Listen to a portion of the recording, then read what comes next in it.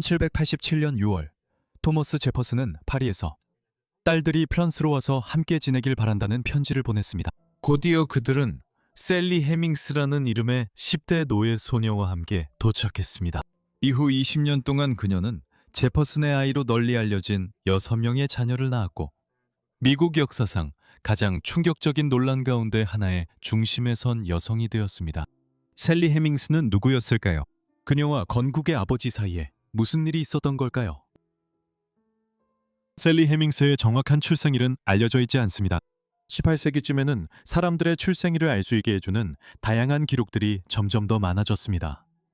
특히 세례 기록이 대표적이었지만 이런 기록들은 주로 자유민들에게만 해당되었습니다.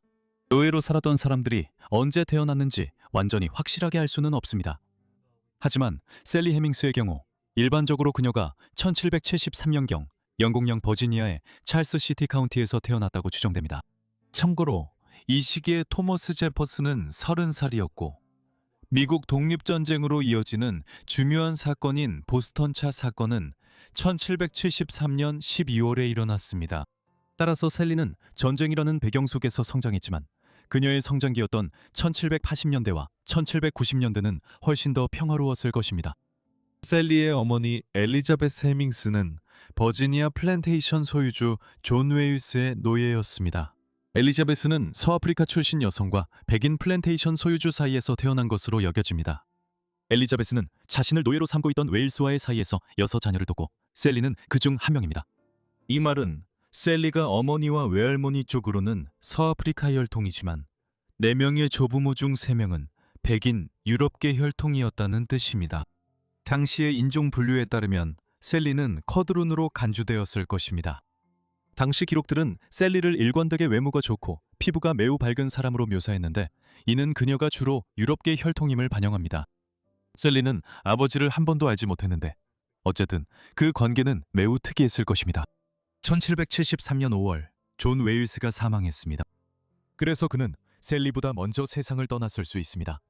존이 세상을 떠났을 때 그는 많은 빚을 남겼고 그의 재산과 소유물 대부분이 채권자들에게 빚을 갚기 위해 빠르게 팔렸습니다.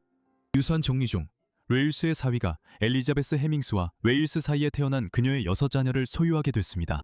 이 사람은 다름 아닌 미래의 미국 제3대 대통령 토머스 제퍼슨이었습니다. 1770년으로 거슬러 올라가면 그는 웨일스의 딸 마사와 연애를 시작했고 두 사람은 결국 1772년에 결혼했습니다.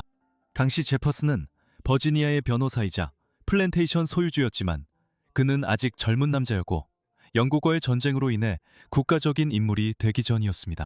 하지만 이 겉보기에는 우연한 가족적 인연이 미국 역사상 가장 논란이 많고 토론이 되는 이야기 중 하나가 될 관계의 시작을 알렸습니다. 셀리 해밍스와 그녀의 어머니, 형제 자매들이 제퍼슨의 소유가 되었을 때 그는 막 버지니아 앨버말 카운티에 자신의 유명한 몬티첼로 영지를 지은 참이었습니다. 셀리 해밍스는 대부분 이곳에서 자랐습니다. 제퍼슨과 그의 아내 마사 웨일스는 매우 가까웠고 음악, 문학, 승마와 같은 관심사를 공유했습니다. 그들은 6명의 자녀를 두었으나 대부분 유아기에 세상을 떠났습니다. 그들의 자녀 중 마사와 폴리로 알려진 메리, 단 2명만이 성인이 될 때까지 살아남았습니다. 셀리의 어린 시절에 무슨 일이 있었는지에 대해서는 우리가 아는 바가 많지 않지만 그녀와 그녀의 형제 자매들이 몬티첼로의 노예들 중에서 사회적 위계의 최상위에 있었다는 것은 분명합니다. 그 이유는 단순히 그들이 마사 웨일스의 이복 형제 자매였기 때문입니다. 그래서 셀리와 그녀의 형제 자매들은 몬티첼로 저택에서 집안일을 했고 셀리는 마사와 폴리와 나이가 비슷했기 때문에 그들과 가까워졌습니다.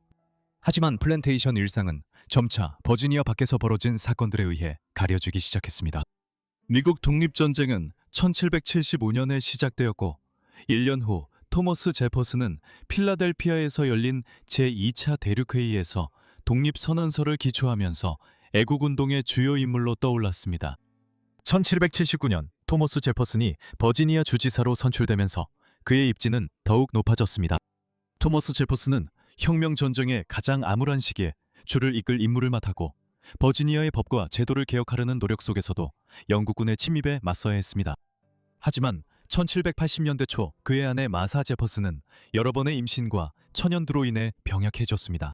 토머여 제퍼슨은 마사 제퍼슨의 건강이 악화되고 고통스러워하는 모습을 보며 위로받지 못할 정도로 슬퍼했다고 전해집니다. 마사 제퍼슨의 건강은 계속 악화되었고 그녀는 1782년 9월 6일 33세의 나이로 세상을 떠났습니다. 마사 제퍼슨은 죽기 전 토머스 제퍼슨에게 재혼하지 말아달라고 부탁했습니다. 이 부탁은 마사 제퍼슨이 계모와의 불행을 겪어 딸들이 같은 운명을 피하길 바라는 마음에서 나온 듯합니다. 토머여 제퍼슨은 마사 제퍼슨의 죽음에 큰 충격을 받았고 평생 그녀의 뜻을 존중하여 다시는 결혼하지 않았습니다. 적어도 공식적으로는 다른 아내를 두지 않았습니다. 1784년 미국 독립전쟁이 끝난 후 토머스 제퍼슨은 벤저민 프랭클린의 뒤를 이어 프랑스 주재 미국 공사로 임명되었습니다.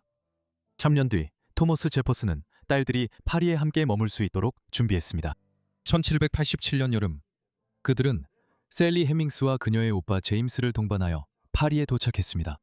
비록 프랑스 본토에서는 노예제가 인정되지 않았고 셀리 해밍스는 프랑스 법에 따라 자유를 주장할 수도 있었지만 그녀는 제퍼슨의 집에 남아 그의 딸 마사 제퍼슨의 시녀로 일했습니다.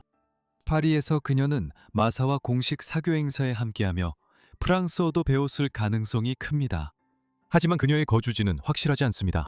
그녀는 제퍼슨의 거주지인 오텔 드 라니악이나 마사와 폴리가 교육을 받았던 아베드 퐁페르메에 머물렀을 수도 있습니다. 프랑스 왕조의 황혼기, 파리에서 가족이 지내던 시절에 제퍼슨과 셀리의 관계가 시작된 것으로 일반적으로 여겨집니다. 그때 셀리는 약 15살이었고 제퍼슨은 40 중반이었습니다. 그들의 관계가 정확히 어떤 것이었는지는 여전히 논쟁의 대상입니다. 셀리는 프랑스에서 버지니아와는 다소 다른 법적 지위에 있었지만 두 사람 사이의 권력 불균형은 매우 심각했습니다. 제퍼슨은 40대 중반의 부유한 외교관이었고 셀리는 그의 집안에 속한 노예 신분의 10대 소녀였습니다. 이러한 이유로 셀리는 그 관계에서 거의 발언권이 없었고 자유롭게 동의할 수도 없었습니다.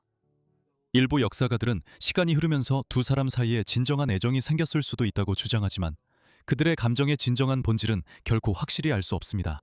진실이 무엇이든 그들은 1789년 프랑스 혁명이 발발할 때까지 프랑스에 머물렀습니다.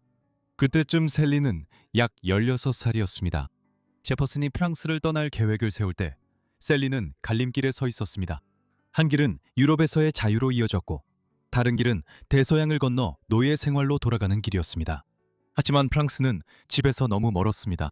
그녀의 어머니와 형제자매 그리고 대가족 모두가 몬티첼로에 있었고 그 인연들이 그녀의 결정에 큰 영향을 미쳤습니다. 그녀의 아들 메디슨 해밍스의 후일 회상에 따르면 셀리는 제퍼슨이 두 사람 사이에서 태어난 아이들이 언젠가는 자유의 몸이 될 것이라고 약속한 후에야 돌아가기로 동의했습니다. 그 결정은 그녀의 남은 삶과 앞으로 태어날 여러 세대의 삶을 형성하게 될 것이었습니다. 셀리와 토머스의 관계는 매우 논란이 많았으며 200년 동안 논의되어 왔습니다. 도세기 동안 제퍼슨이 셀리와 관계를 맺었다는 사실을 부정하려는 논문과 책들이 등장해 왔습니다.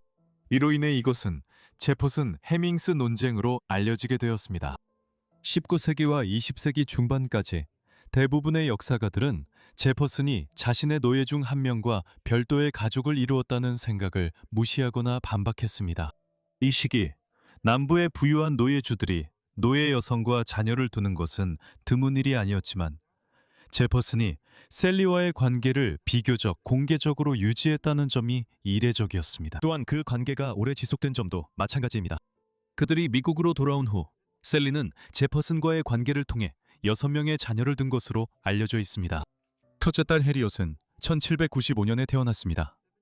그녀는 2년 후인 1797년 12월에 사망했습니다. 또 다른 딸은 태아로 추정되며 유아기에 사망했습니다. 유아기를 넘긴 4명 중 3명은 아들이었습니다. 이들은 1798년에 태어난 윌리엄 베벌리, 1805년에 태어난 제임스 메디슨, 1808년인에 태어난 에스턴이었고 1801년에는 또 다른 딸 해리엇이 태어났는데 이 이름은 이미 사망한 첫째 아이의 이름을 다시 사용한 것이었습니다. 따라서 셀리와 토머스 사이에서 태어났다고 추정되는 세 자녀는 그가 1801년부터 1809년까지 미국 대통령으로 재임하던 시기에 태어났습니다. 제퍼슨이 대통령으로 재임하던 시기에 이 관계에 대한 첫 번째 의혹이 퍼지기 시작했습니다. 소문은 1790년대부터 돌고 있었지만 1802년에 전직 동맹에서 정치적적으로 돌아선 언론인 제임스 T. 캘린더가 제퍼슨이 자신의 노예 중 한 명을 첩으로 두고 그녀와의 사이에서 여러 자녀를 두었다고 주장했습니다. 이 이야기는 신문으로 빠르게 퍼져 제퍼슨 비판자들의 공격 소재가 됐습니다. 제퍼슨 자신은 이러한 비난에 대해 공개적으로 언급한 적이 없었지만 그의 가족 구성원들은 언급한 바 있습니다. 1850년대 그의 장손인 토머스 제퍼슨 랜돌프는 셀리의 아이들은 제퍼슨이 아니라 그의 조카인 피터 카의 아이들이었다고 주장했습니다. 그럼에도 불구하고 오늘날에는 방대한 문서 증거와 1998년에 셀리의 후손들이 실시한 DNA 연구 결과를 통해 토머스가 셀리의 아이들의 아버지였다는데 거의 의심의 여지가 없는 것으로 보입니다. 셀리의 아이들과 관련된 또 다른 특이점은 토머스가 아버지였다는 확신을 농장 기록에서 얻을 수 있다는 점입니다. 이것은 그가 버지니아 플랜테이션에서 사업을 기록한 장부였습니다. 그는 이곳에 자신의 농장에서 일하는 노예들의 출생과 사망 기록을 남겼습니다. 중요하게도 그는 노예 여성에게서 태어난 아이들의 아버지를 기록했지만 셀리와의 사이에서 자신이 거의 확실하게 아버지인 아이들에 대한 기록에서는 이러한 세부 사항이 누락되었습니다. 토머스가 셀리의 6자녀의 아버지라는 사실을 뒷받침하는 방대한 증거에도 불구하고 이 이론은 20세기 후반이 되어서야 비로소 널리 받아들여지기 시작했습니다. 1950년대와 1960년대 미국에서 시민권 운동이 확산되면서 미국 대통령 역사에서 이 부분에 대한 논의가 더 활발해졌고 이에 대해 널리 글이 쓰였습니다. 하지만 일부 비평가들은 여전히 제퍼슨이 친부라는 점을 부정합니다. 이들은 DNA 검사가 제퍼슨 가문의 남성 혈통을 확인할 수는 있지만 개별 제퍼슨 남성들을 구별할 수는 없다는 점을 지적합니다. 그래서 일부는 제퍼슨의 남동생 랜돌프와 같은 다른 후보를 제시하기도 합니다. 일부는 셀리 해밍스가 다른 남성과도 관계가 있었을 수 있다고 추정합니다. 하지만 대부분의 역사가들은 문서와 유전적 증거를 종합해 볼 때 제퍼슨이 셀리 해밍스의 자녀들의 아버지였다는 견해를 강하게 뒷받침한다고 결론짓고 있습니다. 물론 절대적인 확신은 불가능하지만 말입니다. 셀리 해밍스 이야기가 미국 대통령 역사에서 유일하지 않을 수 있습니다. 4명 또는 5명의 다른 대통령도 자신이 소유한 노예 여성과 자녀가 있었다는 추측이 제기된 바 있습니다. 예를 들어 1841년에 사망하기 전 한 달 동안만 대통령을 지낸 윌리엄 헨리 해리스는 델리시아라는 이름의 노예 여성과 여러 자녀를 두었을 가능성이 있습니다. 하지만 이들 다른 대통령의 노예 자녀들은 확인된 바가 없습니다. 제퍼슨은 셀리와의 관계가 수십 년 동안 지속되었고 6명의 자녀를 낳았다는 점에서 이례적이었습니다. 그리고 그들이 몬티첼로에서 함께 보낸 삶은 그들을 둘러싼 논란만큼이나 흥미로운 것으로 드러났습니다. 1790년대 제퍼슨의 몬티첼로 농장 저택에서의 셀리의 삶은 대부분의 노예들과는 달랐습니다. 2017년 연구에 따르면 셀리는 저택에서 토머스 방 옆방에 살았던 것으로 보입니다. 셀리는 결혼하지 않았고 사실상 토머스의 사실상의 아내가 되었습니다. 앞서 언급했듯이 토머스 역시 재혼하지 않았습니다. 해밍스의 자녀들은 집 안팎에서 살았으며 몬티첼로의 대다수 노예들과는 다르게 대우받았습니다. 이는 셀리와 그녀의 해밍스 형제 자매들이 수십 년 전 그녀가 자라던 시절에 받았던 대우와 같았습니다. 1797년부터 1809년 사이에 토머스와 셀리의 관계는 간헐적이었을 것입니다. 그는 1797년부터 1801년까지 부통령으로 재직했고 1801년부터 1809년까지 미국의 세 번째 대통령으로 일했습니다. 토머스는 몬티첼로에서 셀리와의 관계를 굳이 숨기려 하지는 않았지만 어느 정도까지 공개적으로 행동해야 하는지에 대한 한계가 있다는 것을 알고 있었습니다. 그가 워싱턴에 머무는 동안 그녀는 버지니아에 남아 있었고 그의 대통령 재임 기간 동안 그녀가 백악관을 방문했다는 증거는 없습니다. 공직 생활을 마친 후 제퍼슨은 몬티첼로로 돌아가 책, 건축, 과학, 그리고 플랜테이션 생활의 안락함에 둘러싸여 남은 시간을 보냈습니다. 하지만 셀리와 그녀의 자녀들에게 미래는 훨씬 더 불확실했습니다. 버지니아 법은 노예들이 자유인들처럼 결혼하는 것을 금지했습니다. 하지만 많은 노예 부부들은 사실혼으로 안정적인 가정을 이루었습니다. 이것은 셀리 해밍스에게는 해당되지 않았고 우리가 받는 인상은 그녀가 오랜 세월 동안 토머스 제퍼슨의 첩 또는 사실상의 아내로 여겨졌다는 것입니다. 그녀는 수백 명의 노예들이 다른 별채와 노예 숙소에서 살던 플랜테이션 저택의 본관과 그 주변에서 계속 살았습니다. 토머스는 그 시대 기준으로 매우 오래 살았으며 1826년에 83세의 나이로 세상을 떠났습니다. 그가 세상을 떠났을 때 셀리는 여전히 법적으로는 노예였습니다. 그는 셀리의 노예 신분을 해방시켜주지 않았지만 유언장에서는 셀리의 자녀들 중 일부를 노예 신분에서 해방시켰습니다. 정치적으로 큰 성공을 거두고 막대한 유산을 물려받았음에도 불구하고 제퍼슨은 형편없는 사업가였고 결국 파산한 채로 세상을 떠났습니다. 그래서 그의 재산 상당 부분이 마사 제퍼슨에 의해 빚을 갚으려고 팔렸습니다. 이로 인해 토머스의 노예의 대부분이 경매에 붙여졌지만 셀리는 그들 중에 포함되지 않았습니다. 마사, 셀리의 이복 조카였던 그녀는 이후 셀리가 자유인처럼 살도록 허락했습니다. 그녀는 마지막 세월을 두 아들과 가족들과 샬럿츠빌에서 보냈습니다. 그녀는 1835년에 그곳에서 약 62세의 나이로 세상을 떠났습니다.